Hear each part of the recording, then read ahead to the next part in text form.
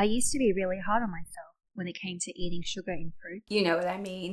Calorie counting, oh no, you'll gain weight. Oh no, that's not good for you. All that stuff that was just a complete waste of time because it turns out you don't actually have to be scared of fruit. So today I'm going to walk you through the nutritional studies which convinced me that it's okay to eat fruit, and actually it's a really good thing to be eating fruit. You don't need to worry about blood sugar, you don't need to worry about your weight. In fact, it's good for both of those. And then of course, because this is beautiful plants, beautiful food for a beautiful you, we're going to end with how extra fruit is good for your skin. So let's start with the scariest thing first, how fruit can impact our blood sugars. Oh, I should probably say before we start, it's a common mistake to think, oh no, there's this one thing in this food and so then it wrecks the whole entire food. That's not always the case. It really depends on other factors as well. In the case of fruit, yes, there is sugar in it, but there's also a pile of other things that make up the whole entire fruit. When you eat the whole entire fruit, then you're getting all of the other nutrients and other components of that fruit, and they're doing other things in your body. So the first fact is my favorite because mango is like my ultimate favorite food in the world. And it turns out that eating mango every single day actually improves your blood sugars. So no more guilt. The second fact is that eating whole fruits was actually good at protecting you from type 2 diabetes. I love that. I love that the idea of eating the food like mango, which is good for you, is also protecting you from the bad things happening out there. The facts about eating whole fruit get even better than this. Not only does it protect you from the sugar inside of the fruit itself, but eating whole fruit protects you from the sugar of other food that you're eating. If you drink a glass of water with 3 tablespoons of refined added sugar to it, within an hour, your blood sugar will spike right up. Totally makes sense. That's exactly what we're scared of. And then they took another glass of water, added another 3 tablespoons to it, but this time they also added berries. So the amount of berries would be equivalent to adding a 4 tablespoons of sugar. But what do you think happened? The extra berries with the extra sugar had all the other good stuff happening inside of the fruit, and they protected the people from the really harsh blood sugar spike. Scientists believe that part of it would be the fiber in the fruit, but there's also these phytonutrients which actually stop your guts down here. They stop your gut from absorbing all of the sugar. And so, of course, you can't have a harsh blood sugar spike if you're not even getting that amount of sugar into your body in the first place. So, how is this helpful to us in every day? We're not running around drinking like a glass of water with 3 tablespoons of sugar added to it. I hope not. But obviously, a can of soda looks a lot like that. So it would be good to eat fruit with that if you have to drink the soda. But also, like, say, white bread. White bread creates a spike in your sugar. So the next time you're eating pancakes, muffins, cake, all that kind of floury, white flour stuff, add some berries and you'll be doing a good thing for yourself. What really made me safe though was the next absolutely ridiculous sounding study.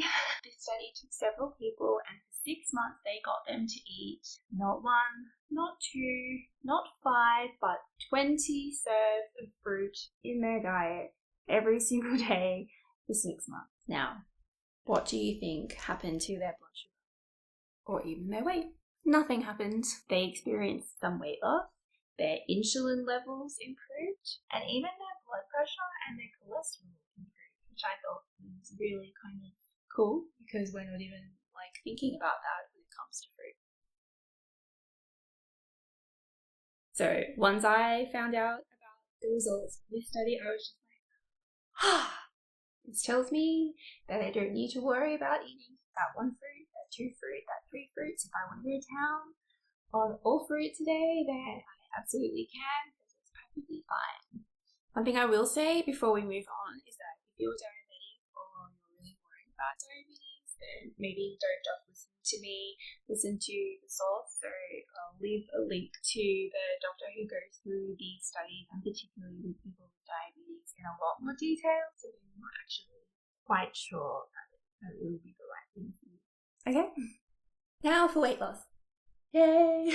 And I mean yay because it's not like we all have to be skinny, but it's just like such a relief to not be calorie counting or portion controlling anymore. And that's kind of like one of my favorite things about a plant-based diet is that there's just so much mental weight in thinking that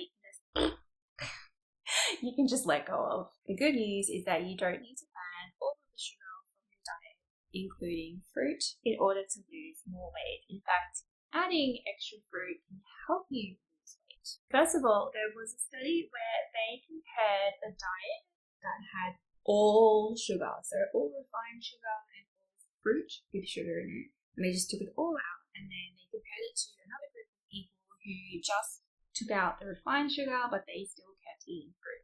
Which group do you think lost more weight? It was the group who ate the fruit who lost more weight.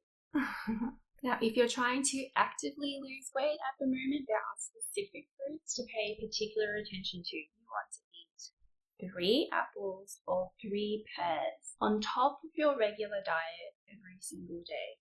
A good idea is to eat these before the rest of your breakfast or your lunch or your dinner, because then that kind of like pre-fills you for the higher calorie foods afterward, which is so easy and just very handy. And like when you compare that to like making a list of your whole meal plan or like counting out all your calories, and all you could do is like, I've got my 3 apples today, I'm set. You can see I'm really happy in this video. And I hope you're going to be as happy as I am too. Unfortunately, all of these lovely superstar facts about fruit don't actually apply to fruit juice for the most part. Do you remember that first weird study with like the water and 3 tablespoons of sugar into it? They looked at your blood sugar response with just the water and the sugar, and the berries added to it, and that was helpful. And then they looked at berry juice in it, so it didn't have all of the nutrients in the berries. And it did end up lowering a little bit your blood sugar, but it just wasn't as effective as adding the whole berries.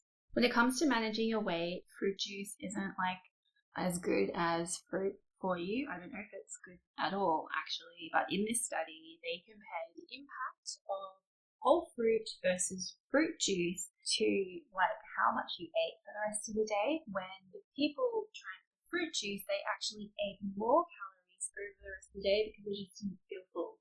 And that makes sense, right? Which made me start questioning after this, what about smoothies? Smoothies use the whole fruit, but they kind of process into a liquid like juice. And I looked for studies and what the facts were about this, and unfortunately I didn't come up with anything convincing.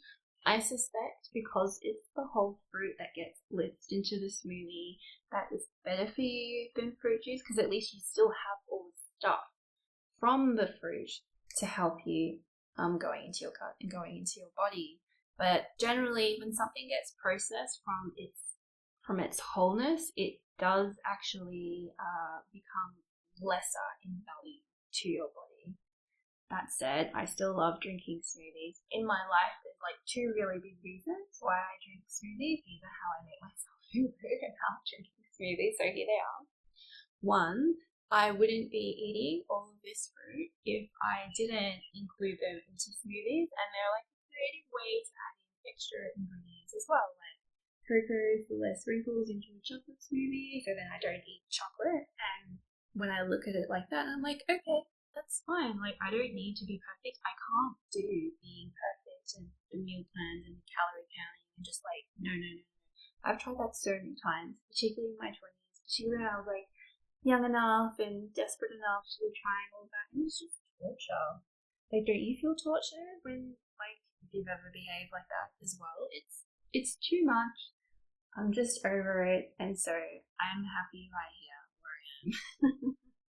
Being pretty healthy, but not absolutely perfect. And according to the science, I'm still doing pretty well for myself. And now for the loveliness, how eating extra fruit can benefit your skin. I love this because not only do you get to relinquish and set aside all the crappy thoughts and feelings about fruit, you can now introduce really good feelings and thoughts about fruit. Fruit has loads and loads of antioxidants in them, and the more colourful your fruit is, the more antioxidants in them. So go wild with getting the prettiest fruit you can lay your hands on. We just love antioxidants for glowing skin. That's actually proven. There was another research study where they got people to eat extra serves of fruit and veg, and the people who ate just like 3 extra serves of fruit and veg every day for 6 weeks literally were rated as looking healthier and glowing more and more attractive. So why wouldn't we revel in fruit? Like, just go for it. That said, if you want to absolutely go for it with mango, then you should watch this video here because there is a good amount to reduce your wrinkles, but you can eat too much mango and increase your wrinkles. So if that's a worry for you, then check this video out. And I'll see you later after enjoying a whole pile of fruit. Bye.